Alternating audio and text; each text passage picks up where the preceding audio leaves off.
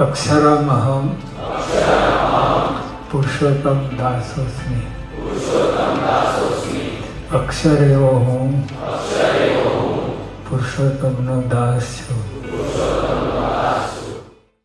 अक्षरम् अहं पुरुषोत्तम दासोऽस्मि।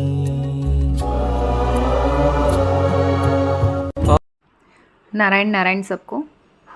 नवरात्रि की बहुत सारी शुभकामनाएं। अभी ये जो पावन दिन चल रहा है, पावन अवसर चल रहे हैं, उसकी सबको बहुत सारी शुभकामनाएं। इस गुरुवार को हम जो राम जन्मोत्सव मनाने वाले हैं, उस दिन हम अपने सत्संग का भी नया नाम रखने वाले हैं। तो अधिक से अधिक लोगों को आना है और उसका आनंद उठाना है। ये सत्य घटना है। स्वामीनारायण भगवान के संप्रदाय में अहमदाबाद कालूपुर जो एरिया है, वहाँ पर मंदिर में एक पुजारी है और पुजारी के साथ वहाँ पर जो महंत रहते हैं, जो हिसाब किताब रखते हैं, तो उनकी कथा है। ये सत्य घटना घटी हुई है।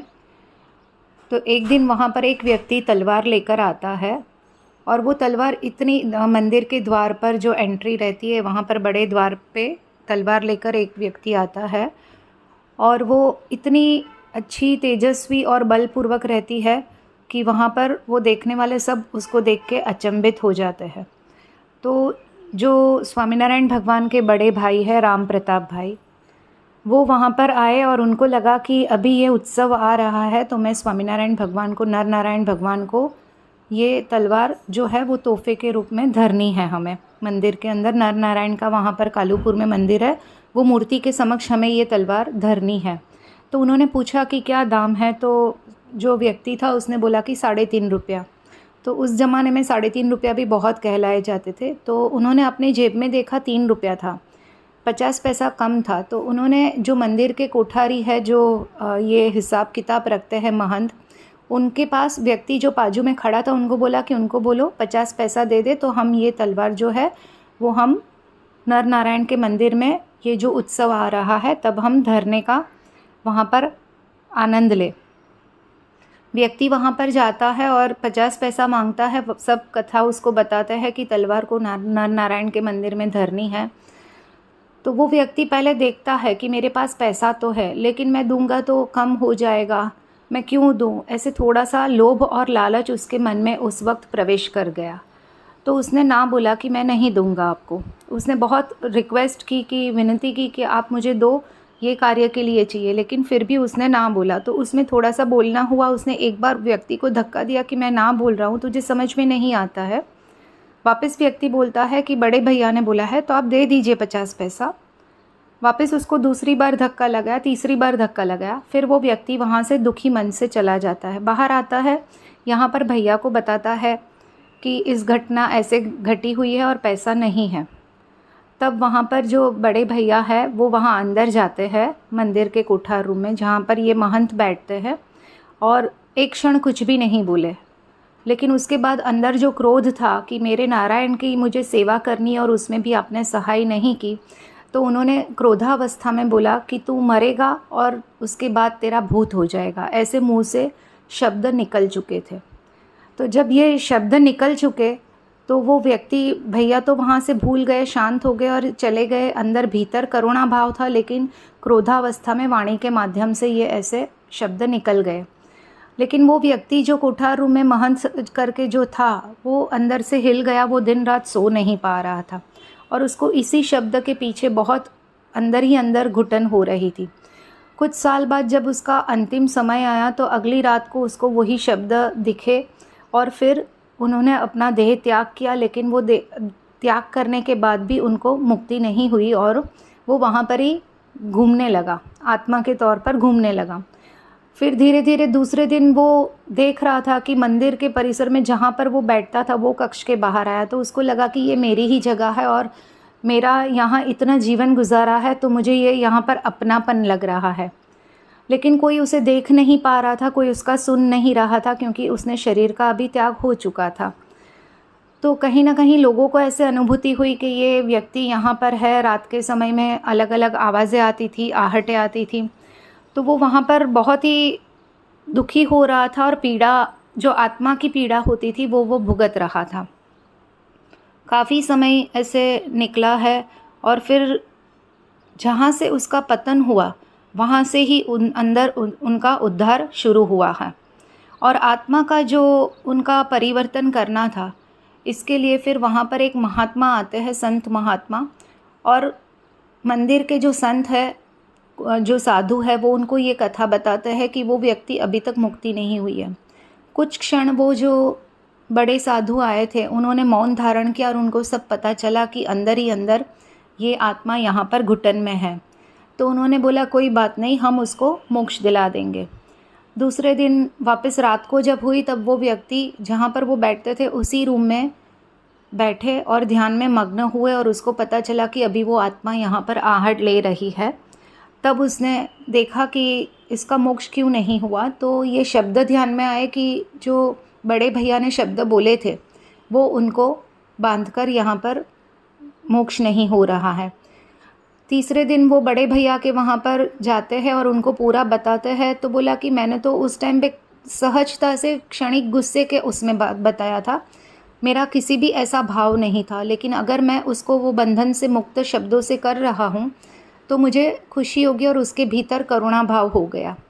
वो नर नारायण के मंदिर में गए, बड़े भैया वहाँ पर बैठे और उन्होंने बोला भगवान के सामने कि अगर मेरे वजह से वो आत्मा बंधा है तो मैं मेरे शब्द वापस लेता हूँ और वो आत्मा को मुक्त करता हूँ, व्यक्ति को मुक्त करता हूँ।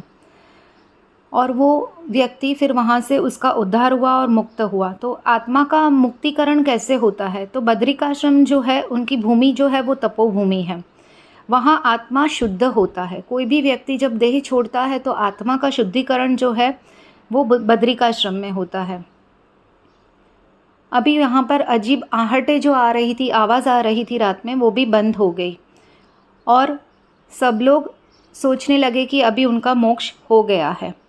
लेकिन यहाँ पर हमें सीखना क्या है कि देव सेवा में लोभ लालच हमें कभी नहीं रखना चाहिए। और दूसरी बात, संत या भक्त जो है उनका कभी भी अपमान नहीं करना चाहिए, क्योंकि यहाँ पर जो बड़े भैया थे वो बहुत ही दिव्य भक्त और संत जैसे अपना जीवन करते थे। उसके भीतर बहुत करुणा भाव था, लेकिन उनके मुंह से उस क्षण निकलना और यहाँ पर उस आत्मा को स्पर्श हो जाना, बोले हुए अपने शब्द जो है उसमें कितनी शक्ति है उसको समझना है कि हम कभी कभी बिना सोचे बिना विचार किए हुए शब्दों का प्रवाह जो कर देते हैं उसमें क्या क्या सर्जित हो जाता है वो हमें ध्यान में रखता है। तो हमें वाणी में कितना नियंत्रण रखना है या कितना छान के तोल के हमें शब्दों का सदुपयोग कैसे करना है। और भक्तों के भीतर शांति इसके बाद इतनी हुई कि वो लोग सब समझने लगे कि वहाँ पर जो लोग हैं उनको स्वयं के अपने भीतर चकासना शुरू किया, ये जो लीला हुई नारायण की। तो वहाँ पर वो उन्होंने कि मेरे अंदर क्या है, अहंकार है, लोभ है या लालच है, मैं किस भाव से सेवा कर रहा हूँ, जो भी सेवा मेरे जीवन में मैं कर रहा हूँ उसमें उस वक्त मेरे भीतर कौन सा भाव है। तो हम जब भी सेवा करें तभी हमें गर्व नहीं होना चाहिए। लेकिन जब बड़े भैया ने खुद ही स्वयं सोचा कि मैं एक शब्द अगर मेरे आत्मा को बांध सकता है तो दोष कभी भी ऐसे अपने भीतर नहीं आता है, वो सूक्ष्म स्वरूप से अंदर आ जाता है, प्रवेश करता है और फिर वो बड़ा वृक्ष बनता है और फिर हमारा ऐसा व्यवहार होता है लोभ लालच अहंकार का। तो कभी भी अहंकार अचानक आ गया ऐसे नहीं होता है, लेकिन वो सूक्ष्म तरीके से हमारे भीतर प्रवेशता है रोज़ हमारी दिनचर्या के समय, हमारे कर्म के वक्त। तो हमें जागरूक रहना है। तो जागरूक रहने के लिए हमें सत्संग से बार बार स्वयं को जुड़ना है, ताकि हमारा मन जो है वो बार बार उस जागरूकता की ओर स्वयं जागे और देखे कि किस तरह से हमारे अपने भीतर में हमें नहीं प्रवेश करने देना है। दूसरी बात, मन को शुद्ध रखना है। मन जितना शुद्ध और पवित्र रहेगा उतना ही अपने भीतर की शक्ति जो है वो जागृत होगी। ये गूढ़ बात वहाँ के जो स्वामी है रामानंद स्वामी, उन्होंने समझाया कि नारायण जो भी है वो न्याय अचूक करते हैं, लेकिन उनकी कृपा जो है वो अनंत होती है। तो उनकी कृपा हमें प्राप्त करने के लिए हमें नारायण से जुड़ना है, हमें स्वयं को सत्संग से जुड़े रखना है। कृपा के बगैर आत्मा का मुक्तिकरण हो ही नहीं सकता है। तो नारायण की कृपा हमें अनंत हमारे जीवन में प्राप्त करनी चाहिए। सेवा में हमें कभी भी गर्व नहीं करना है कि मैं ये सेवा कर रही हूँ, जबकि हम तो कुछ कर ही नहीं रहे, सब कुछ नारायण के माध्यम से ही हो रहा है। और दूसरी बात कि स्वीकार करना है। अगर हमसे भूल हो गई है तो हम स्वीकार नहीं कर पाते हैं, तो स्वीकार करना बहुत जीवन में ज़रूरी है कि ये मेरी गलती हुई है। और फिर वो गलती के बाद हमें जो पछतावा है उसका अंतःकरण से नारायण के सामने पछतावा करना है। लोगों को दिखाने के लिए हम बाहरी पछतावा करते हैं, वैसे नहीं, अंतरात्मा से हमें नारायण के पास माफ़ी मांगनी है, तो नारायण की कृपा बनती ही है। 1 साल हो गया इस जो घटना घटी उसको, उसके बाद वहाँ पर सेवा स्वार्थ के बिना का, और इसमें 3 बात हमें रहती है कि सेवा जो है वो स्वार्थ बिना करनी है, विनम्रता है, वो कृपा को टिकाने के लिए हमें विनम्र बनना चाहिए, और तीसरा जो है वो जागरूकता है। जागरूकता जो है वो हमें अपने भीतर दोष को प्रवेश नहीं करना है, वो बहुत सचेततापूर्वक हमें ध्यान रखना है। अगर हम देखें तो जब महाभारत का युद्ध हुआ तब अर्जुन का रथ जो कृष्ण चला रहे थे, तब स्वामीनारायण भगवान ने कहा है मध्य के 9वें वचनामृत में कि जब भी महाभारत का युद्ध हुआ उस समय अर्जुन के सामने बहुत सारे विघ्न आए, और स्वामीनारायण भगवान ने ये भी बताया कि विघ्न कैसे थे, अधर्म रूपी बड़े बड़े विघ्न थे। तो जब अधर्म रूपी विघ्न हमारे जीवन में भी जब आते हैं तब हमें क्या करना है, तो वो सबके मध्य में भी अर्जुन के अंदर से वो स्वयं बहुत दुखी था कि सामने परिवार है, गुरु है, बड़े बड़े लोग हैं, लेकिन अंतर्मन से उनको विश्वास था कि श्री कृष्ण मेरे साथ है और श्री कृष्ण नारायण है, स्वयं भगवान है। तो वो निश्चिंत हो चुका था, और उनकी जो गीता की बातें वो समझा रहे थे वो अपने भीतर वो उतार रहा था। तो उनके 3 बातें उनको बताई गई तभी श्री कृष्ण ने, जो हमें भी अपने जीवन में स्वीकार्य तीसरी बात है वो सहजता से नहीं होती है।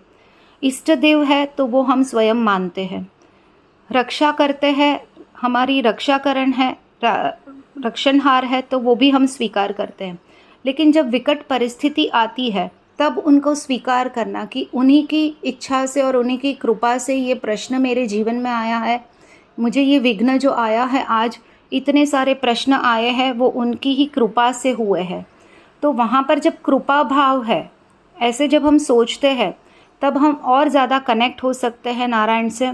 तो इसलिए उस वक्त हमें मन से स्वीकार करना है। ये तीसरी बात जो है वो मन से स्वीकार करने के लिए हमें थोड़ा समय लगता है, लेकिन अगर हम सत्संग से जुड़ते हैं और रोज़ थोड़ा थोड़ा अपने भीतर उतारते हैं तो ये तीसरी बात जो है कि विकट परिस्थिति में स्वीकार करना कि ये नारायण की कृपा से ही हुआ है, नारायण की इच्छा से ही हुआ है, तो हमें पता चलता है। स्वामीनारायण भगवान ने मध्य के 45वें वचनामृत में लिखा हुआ है कि जब सब संत, हरिभक्त, पार्षद, सत्संगी वो सब मेरे हैं, उनको ये जो दुख आ रहा है वो तिल जितना भी नहीं कसर मुझे रखनी है, इसके लिए उनके भीतर की शुद्धता करवाने के लिए ये सब हो रहा है। तो जब अपने भीतर तिल जितनी भी कसर नारायण को नहीं रखनी है और उनकी कृपा वो देने के लिए हमारे लिए सामने खड़े हैं, लेकिन फिर भी हम अलग अलग जगह पर भागते हैं, दौड़ते हैं और अपने भीतर कभी स्वयं को चकासते नहीं हैं। हमारे जो स्वयं नारायण हैं उनके लिए भी हम देखते नहीं हैं, सोचते नहीं हैं, और अलग अलग जगह पर हम भटकते रहते हैं। इंद्रियों में भटकते हैं, बाहरी वातावरण में भटकते हैं, ज्योतिषों के पास भटकते हैं, अलग अलग धर्म में भटकते हैं, अलग अलग क्रियाकांड में हम भटकते हैं। तो वो सब में से हमें मुक्त होकर एक स्वयं नारायण को, एक अपने स्वयं गुरु को पकड़ना है, और हमारे भीतर तिल जितनी भी कसर न रहे उसके लिए हमें बार बार सत्संग में अवश्य जुड़े रहना है। नारायण के हर एक उत्सव जो है वो मनाते रहना है, ताकि हमारी मन, बुद्धि और शरीर जो है वो सब कुछ नारायण के साथ ही हर एक कर्म में जुड़े रहे, और हर कर्म में नारायण हमारे साथ जुड़े रहे। तो वही हमें नारायण के चरणों में प्रार्थना करनी है कि हर क्षण, हर कर्म और हर पल जो हमारा है वो सदैव नारायण की कृपा रूपी हमें प्राप्त हो। फिर चाहे परिस्थिति अच्छी हो या परिस्थिति विकट हो, विघ्न वाली हो, जो कुछ भी मेरे जीवन में घटना घटित हो रही है उसमें हमें साक्षी भाव से हर एक कर्म करना है, नारायण को साथ में रखना है, ताकि हमें बद्रिकाश्रम में से जो हमारे आत्मा का शुद्धिकरण करना है वो हमें सहजता से, दिव्यता से और तीव्रता से हमें प्राप्त हो। वही नारायण के चरणों में हमें प्रार्थना करनी है और ये उत्सव हमें बार बार मनाते रहना है। श्री राम भगवान का जन्मोत्सव, श्री हनुमान जी का जन्मोत्सव हमें बहुत अच्छे से मनाना है, तो सबको उसमें आके जुड़ना ही है। नारायण नारायण।